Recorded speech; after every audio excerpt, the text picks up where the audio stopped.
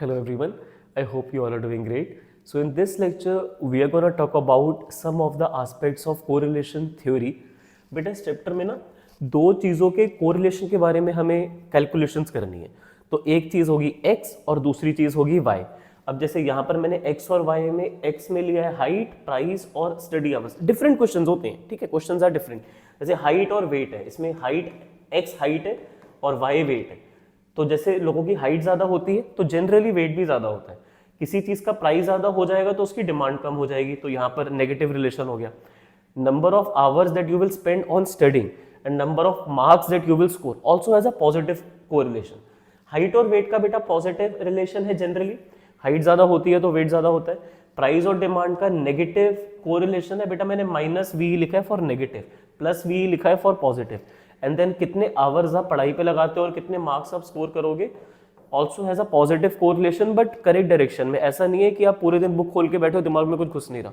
तो you have to study with authenticity, with proper accuracy. सही direction में पढ़ोगे, कंसेप्ट क्लैरिटी के साथ पढ़ोगे, तभी बेटा मार्क्स में इंप्रूवमेंट होगी और खुद काम करना पड़ेगा.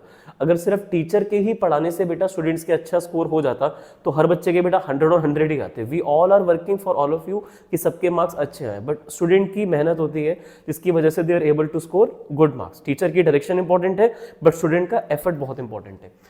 ऑल राइट, विद दैट से यहाँ पर कोरिलेशन पॉजिटिव है. क्यों? क्योंकि अगर शेयर का प्राइस बढ़ रहा है टाइम के साथ तो ग्राफ ऊपर की तरफ जा रहा है. ग्राफ ऊपर की तरफ जाएगा तो पॉजिटिव कोरिलेशन है. ग्राफ नीचे की तरफ आएगा तो नेगेटिव कोरिलेशन है. लिनियरिटी नहीं है यहाँ पे. लिनियरिटी होती है कि ग्राफ बिल्कुल एक लाइन में ऊपर ऊपर जा रहा है तो वो लीनियर होता है. और अगर एक ग्राफ में नीचे आ रहा है तो वो भी लीनियर है बेटा. लीनियर वो भी है, ये भी है. बट अभी जो मैंने फिलहाल ड्रॉ करे हुए हैं दे आर नॉन लीनियर. एक लाइन पे नहीं जा रहे ना, तो इसलिए नॉन लीनियर है. बट क्योंकि टाइम के साथ साथ शेयर का प्राइस ऊपर जा रहा है तो वो पॉजिटिव एक रिलेशनशिप यहाँ डायग्राम में हमें शो हो रहा है. जैसे प्राइस और सप्लाई का भी पॉजिटिव ही होता है.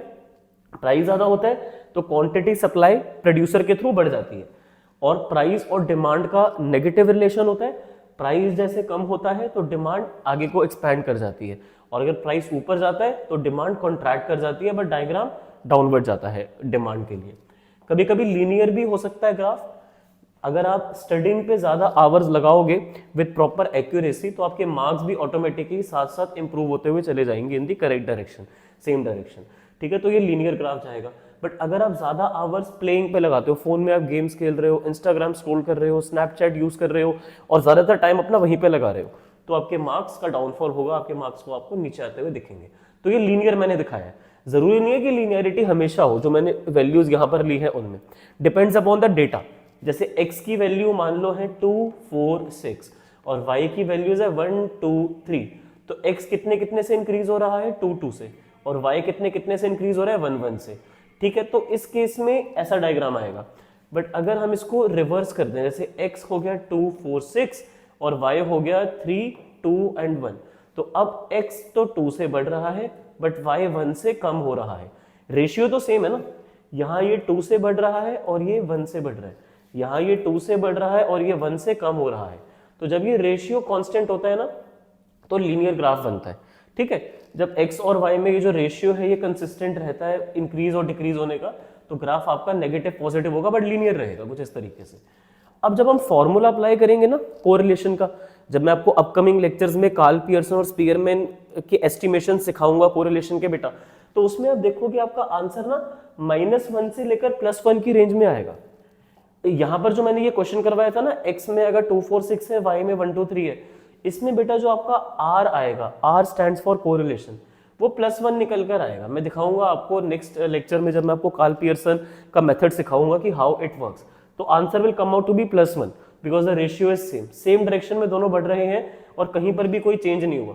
यहां पर जब हम कोरिलेशन की डिग्री निकालेंगे तो बेटा वो -1 निकल कर आएगी, क्योंकि x कॉन्टिन्यूसली 2 से बढ़ रहा है, y कॉन्टिन्यूसली 1 से कम हो रहा है. तो इसमें आंसर आपका -1 आएगा. Perfect negative correlation.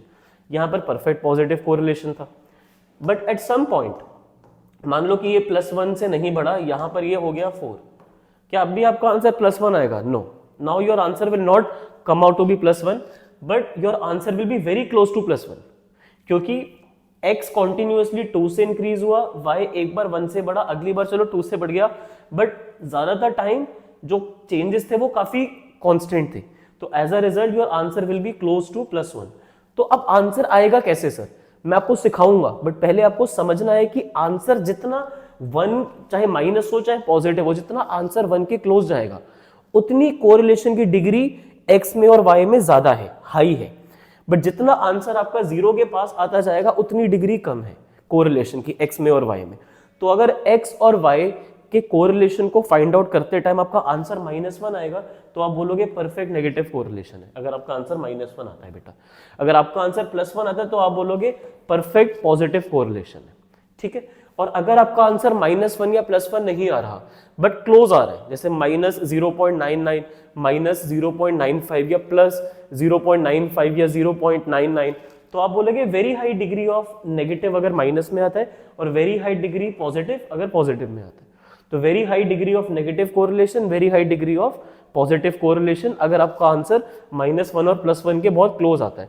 But sir अगर क्लोज नहीं बन रहा है, जैसे कि -0.75 से -0.90 के बीच में आ गया, -0.76, -0.80, तो हाई डिग्री है, तब भी आंसर -1 के क्लोज है, बट वेरी हाई डिग्री नहीं है, बहुत क्लोज नहीं है, तो हम बोलेंगे high degree of negative correlation, ठीक है। ये sorry, high degree of negative correlation if your answer is coming between -0.75 until -0.90। Same applies to positive side also. अगर 0.75 से 0.90 की रेंज में आपका आंसर आता है, 0.80, 0.85, तो 1 के क्लोज जा रहा है बट बहुत क्लोज नहीं है, तो आप बोलोगे high degree of positive correlation अगर आपका इस साइड पे आता है तो। फिर बेटा यहां से लेकर यहां तक मॉडरेट डिग्री होती है। मॉडरेट मतलब थोड़ा बहुत है, बहुत ज्यादा नहीं है, थोड़ा बहुत है कोरिलेशन। जैसे 0.55 आ गया माइनस में या प्लस में, पर डिग्री मॉडरेट है। डजंट मैटर नेगेटिव है या पॉजिटिव है, मैटर करेगा डिग्री कितनी है। ये 1 से काफी दूर हो गए है ना, 0.55 और 0.60 नेगेटिव हो चाहे पॉजिटिव हो, तो मॉडरेट डिग्री ऑफ नेगेटिव या पॉजिटिव डिपेंड्स अपॉन आंसर कौन सी डायरेक्शन में आ रहा है।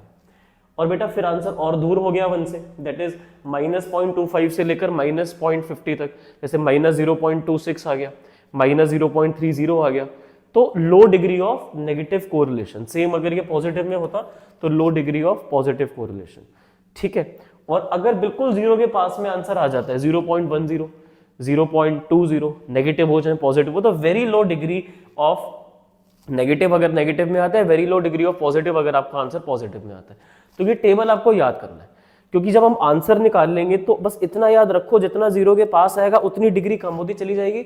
0.50 के आसपास मॉडरेट होता है और जितना 1 के पास जाएगा उतना हाई होगा कोरिलेशन, और 1 पे तो परफेक्ट पॉजिटिव या परफेक्ट नेगेटिव है, डिपेंड्स अपॉन दी साइन, जो भी आपका रिलेशनशिप आ रहा है x का और y का। तो आई बिलीव थ्योरेटिकली इतनी चीजें सफिशिएंट है आप लोगों को समझाने के लिए कोरिलेशन चैप्टर में। बेटा नेक्स्ट लेक्चर में मैं आपको शुरू करवाऊंगा Karl Pearson coefficient of correlation कैसे फिगर आउट करा जाता है।